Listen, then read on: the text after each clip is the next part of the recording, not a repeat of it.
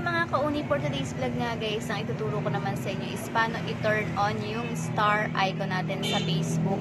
Paano tayo bibili ng star sa Facebook at paano natin mag-a-add ng GCash sa ating Google account para makabili tayo ng star sa Facebook gamit ang GCash natin. Panoorin niyo po ng tutorial na gagawin ko. Hi mga kauni, for today's vlog nga guys, ang ituturo ko naman sa inyo is paano malaman kung eligible ka na bang magkaroon ng star sa Facebook, paano makita yung star icon sa Facebook, at paano bumili ng star gamit ang inyong GCash. Punta lang tayo ngayon sa ating Facebook at punta kayo doon sa professional dashboard nyo. Ayan, meron ako sa taas. Hanapin nyo yung ating monetization dyan. Ayan, ito yung tools natin. Punta tayo sa monetization, i-click nyo lang yan. So, kapag pwede ka nang bigyan ng star at pwede ka nang bumili ng star, makikita nyo yan sa tools nyo. I-open nyo lang. So, ayan, mali.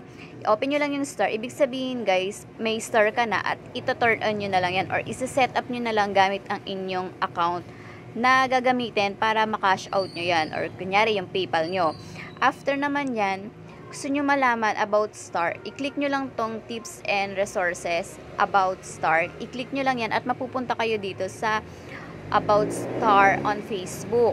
So, ayan, kung inyong gamit is computer, andyan yung paraan para malaman or paano mag-set up ng star. At kung ikaw naman ay gamit mo ay cellphone, pwede rin yan, guys. Ayan.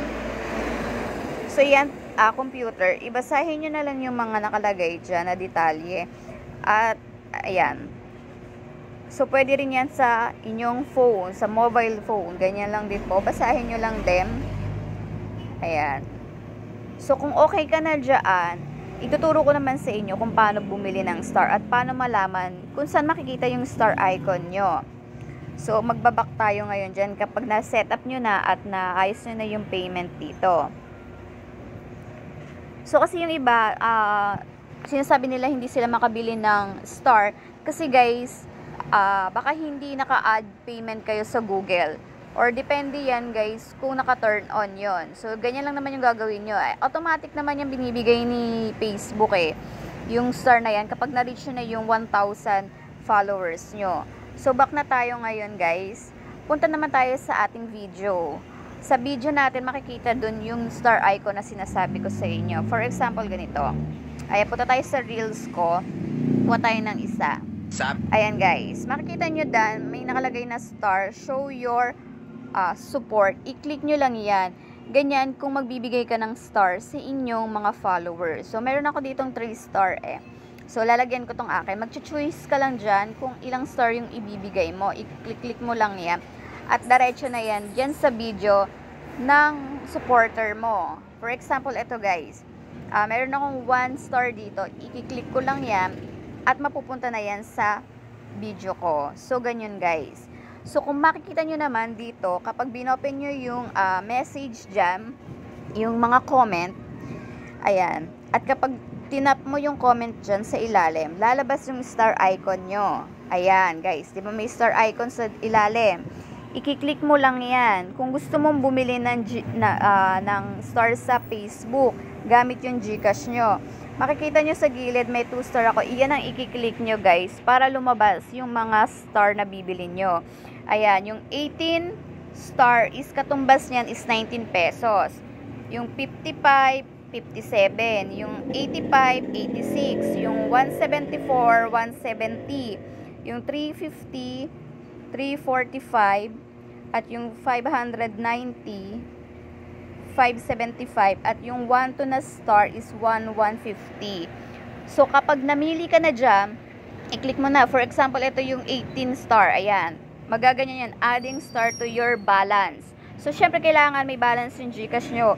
So, kailangan GCash yung ilalagay nyo dyan. Kung gusto nyo ng GCash yung pambayad nyo. For example lang yan. Pag tinap mo na yan, mabibili mo na yung star. At kung hindi naman GCash yung nakalagay sa inyo, nakikita nyo yung arrow diyan.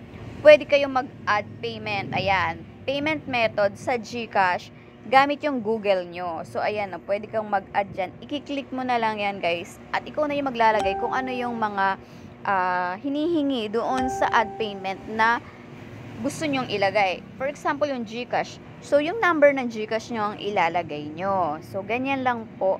Bumili ng star sa Facebook gamit yung GCash.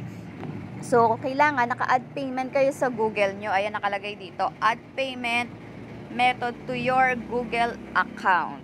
So, ganyan lang po. Dito, pwede ka na mag-add payment. Di ka na kailangan pumunta kay Google.